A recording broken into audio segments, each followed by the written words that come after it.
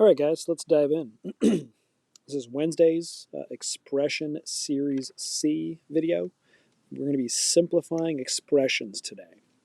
Yesterday, we talked about evaluating, which means I give you a value for that variable, you plug it in, and then you calculate an answer. You use that value to calculate an answer. Today, we're not going to be given values, so you can't calculate any answers. All these expressions are still going to be an expression when you're done with them. We're just going to simplify. We're going to rewrite how they look. It's just learning skills to move things around, combine things, apply operations, but it's still going to be an expression, meaning you will still have variables. Okay? All right, let's talk about terms. Like terms and unlike terms. We've got our great friends with us, the toucans. Okay? So in this case, I've got 3t. And if I were to draw that out, that's basically saying 3 toucans. Okay? Mathematically, 3t. That's our 3 toucans there. Then I've got 2t. 2 toucans. We got them right there. That guy's kind of outside the box. We should move him over. We can't move him over. Never mind. So what do we get together with all of them? Hopefully that's fairly obvious. I can probably even show. I can copy our group.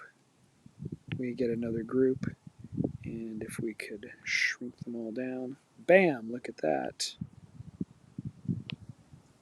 We get 5t, 5 toucans. Pretty straightforward. Those are all like types. I can add toucans with toucans and get a larger group of toucans. What if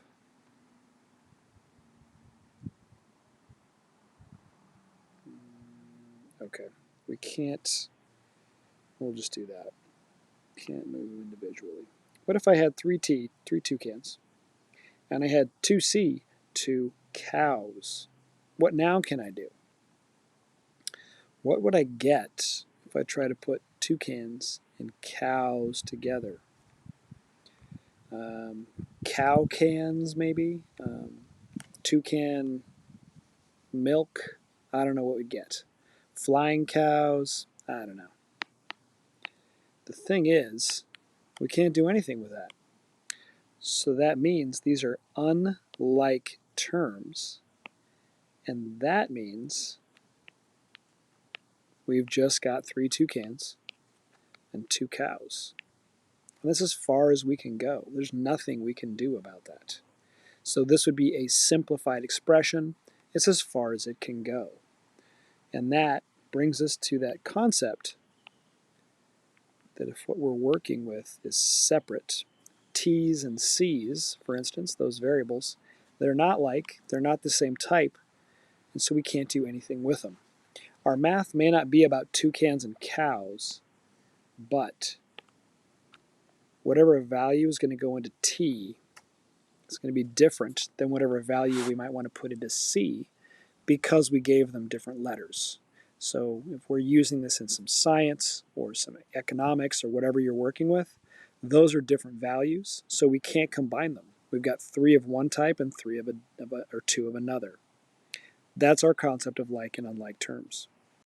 All right, so what about this when we're combining? This x has nothing there, and we don't want to see my art skills, but if I was to draw a little stick person, or let's not draw him here, let's draw him next door, 2x. So there's 2 guys. How many guys is there with just an x? If x is a person, how many are there? Probably you guys already know, I'm hoping. We have exactly 1 guy. If we don't see anything, there's always a coefficient, and that coefficient is always 1. There's always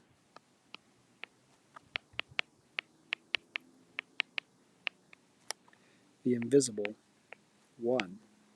In a lot of places in math, you will find the invisible 1 if it's not written. So if we end up adding, and if we take him away to make it look clearer, make you understand it, or maybe less clear, but it's necessary for you to see. If I see x plus 2x, that equals 3x, because there is an invisible 1 adding with the 2, which gives us 3. Got to get in the habit of remembering that, because when kids tend to add those, they'll not see the number and they'll not add it in.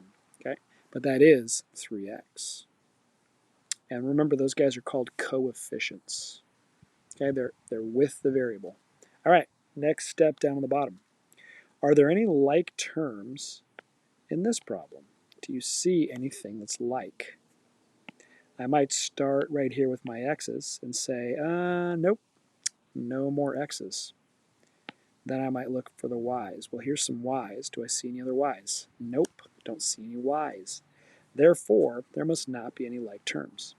That's not true, because right here, let's do it this way. I have a negative 13 as a number. I have a plus 7 as another number. And I've got negative 8. Those are all the same type of thing, which is a number or a term without a variable. And we have a name for those. What do we call those? You guys remember? We learned yesterday. Those are called a constant. So we have 3 constants in this expression. And constants are like terms. It doesn't have to be a variable. It just has to be the same type. And not having a variable is a type. So we would put all of these like terms together, just like we'd put together a set of x's or any other variable. Okay?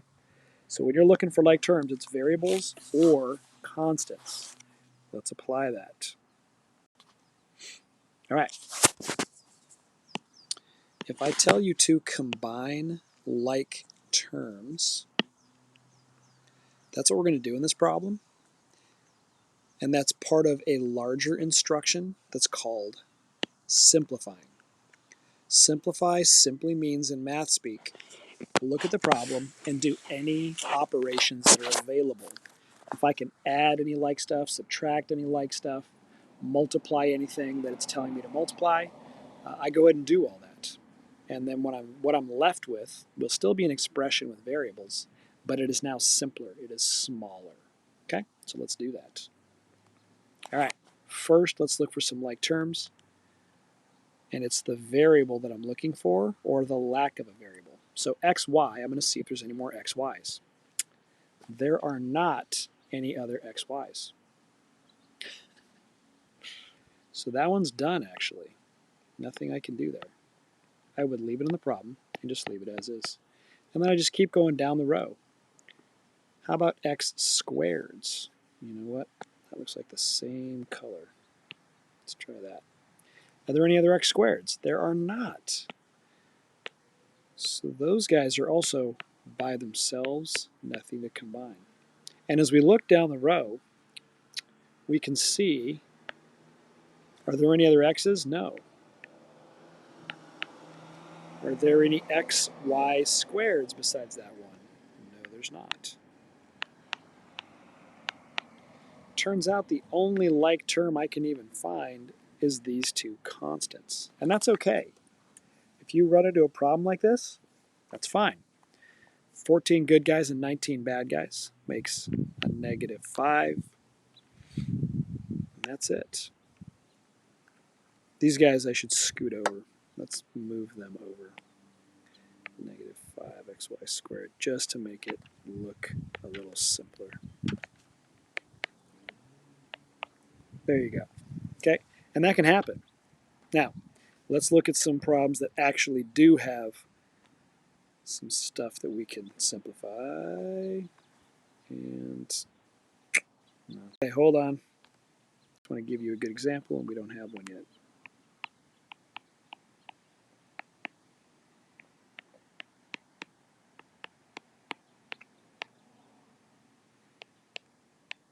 All right, let's combine some like terms. I'll start with x's and look for any other x's, and I do find some. Remember that subtract is also the negative sign. It's attached to every number. You've got to keep it. So I'm going to work downward. I want you to get in the habit of working downward. And now we're using our integer skills. I'm adding bad guys plus bad guys. It's always an addition when you're combining terms because we're going to keep the subtraction sign attached as the negative on each number. So I don't have to worry about the idea of add subtract. I'm going to add everything. And since the signs are attached, that'll take care of the good guy, bad guy subtraction concept for us. So I'm going to put together 6 bad guys, 4 more bad guys, and end up with 10 bad guys. Okay. Then I'll just move to the next piece of this. Here I've got some y's. I'll look for any other y's. Oh, there they are. And I need to include the negative. Okay. I'm going to really harp on that because I see tons of kids miss that when they're learning this. So my next like term, as I work down and simplify, is going to be some 13 good guys, 8 bad guys. That leaves 5 good guys, so it's going to be a plus 5. And the type is y, so that's the term there. Next, there's my constant. That's a term without a variable. There's nothing left to combine him with. So I'm just going to bring him into that simplified expression. And there we go. What a beautiful rainbow problem. Okay? Notice all my variables are still there. It's still an expression. It's just smaller and simpler. That's the idea when we simplify. Right. Okay. Watch out in this type of situation. I'm going to start here, and I'm going to try to simplify and look for like terms. I've got some x's, some more x's, and I might think, okay, let's bring all these together. But if I do that, I'm missing a really important thing, and I'm going to mess up here, so I got to back up. This 5x cannot be included. I cannot bring it in. Do you know why? Hopefully so, but if not, I'll tell you. Because of these parentheses, everything inside of there is inside what I call parentheses prison. What that means is you can't touch any of that stuff until it's taken out. And the reason why it's in parentheses prison is because of those parentheses that tell you to multiply. This negative 3 that's on the outside, we're going to discover tomorrow in the lesson that it's wanting to distribute. It needs to multiply with everything inside, which means when those get done multiplying, they're going to be new values. So that 5x is going to turn into something else. Hopefully you can see it's going to become negative 15x, but we'll get to that tomorrow. Okay, so we cannot touch it, we cannot use it because it's locked up in that parenthesis prison, so we have to leave it. All we can put together is the x's at the very front, the negative 6, and that 11 on the back. Good guys and bad guys, they fight and cancel, so we end up with positive 5x. And then as we continue, we might want to try to put together this negative 3 with this 14, because those are both constants, and so those are like. But again, I'm stuck in the same boat. I can't do that because that negative 3 is also part of that parentheses prison. He's also locked up and already committed to that multiplication, which means he can't be used, he can't be touched. In fact, in a minute, the negative 3 won't exist anymore. The negative 3 is telling us we need 3 negative groups of the 5x and the 8, everything inside parentheses. Once we distribute and that negative 3 is multiplied, it'll disappear and there won't be a negative 3 there anymore. Okay? There's also a plus 8 right here we might want to try and combine with that negative 14 as a constant, but again, we can't because of the same reason. It's locked up, you can't touch it. So in this case, all you could do is bring down that minus 14, and then we're still going to be stuck with this whole block of negative 3 times the 5x plus 8. And that would be all you could do. This whole thing has to be distributed. You have to deal with the parentheses, and it's all locked together until you do. Okay? All right. This is your homework today. I couldn't find a set of adequate problems that I liked in the book, so this set of 5 is yours to do. Notice these first 3 problems. These are your simplify problems. That's today's stuff. The other ones, number 4 and 5, they're from previous lessons this week, evaluating expressions and order of operations. Just some practice to get you ready for the quiz on Friday. So go ahead and work through these and then pause it, and I will show you the answers to these in just a second. Don't cheat. I know you want to. Pause it and work these out for yourself, and then see the solutions. Go.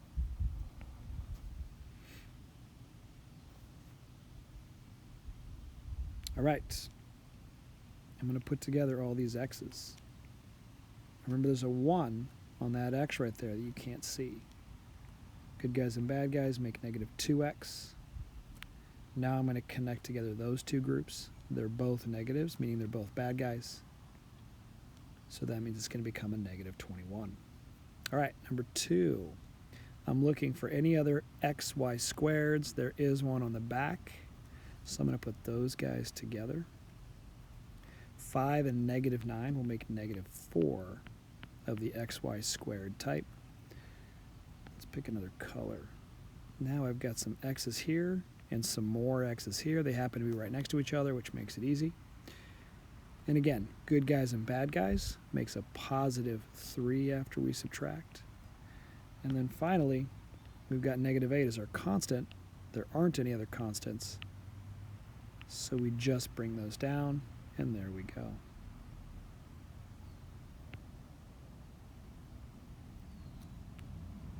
All right, number 3. This whole block, again, cannot be touched because that negative 6 is committed to those parentheses. It's going to have to distribute. So until that's done, we can't touch or work with any of those parts. So this negative 9x, it can go with the 6x. There we go. We can bring down that minus 8, but all this stuff in the middle, it's stuck together. So I'm just going to leave it, and I'm just going to copy it down.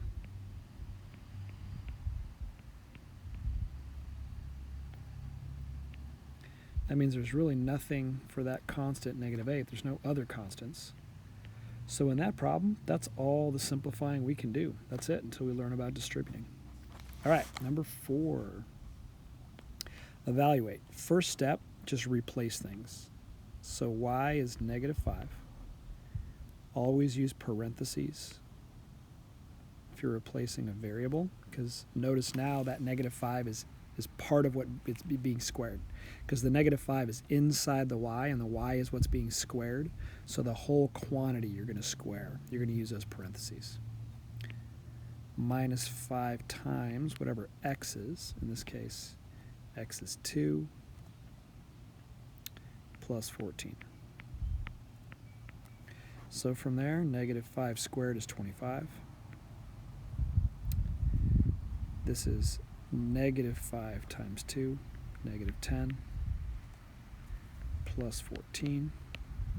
So we've got 25 minus 10, 15, plus 14 equals 29. By the way, guys, I do make mistakes. It will often happen where I totally miss something. Feel free to call me out. Mr. A, you got that one wrong. All right, last one.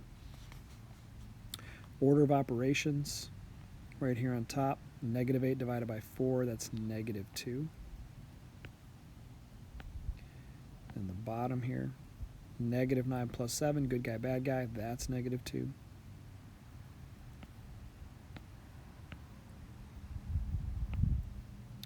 And now I'll bring down what I haven't touched yet. Now you could just bring down negative 5 squared and then do the work, but I'm just going to go ahead and do that calculation now.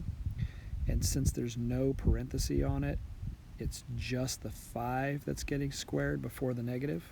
So it's actually going to be minus 25. We don't use the negative when we square if there's not a parenthesis.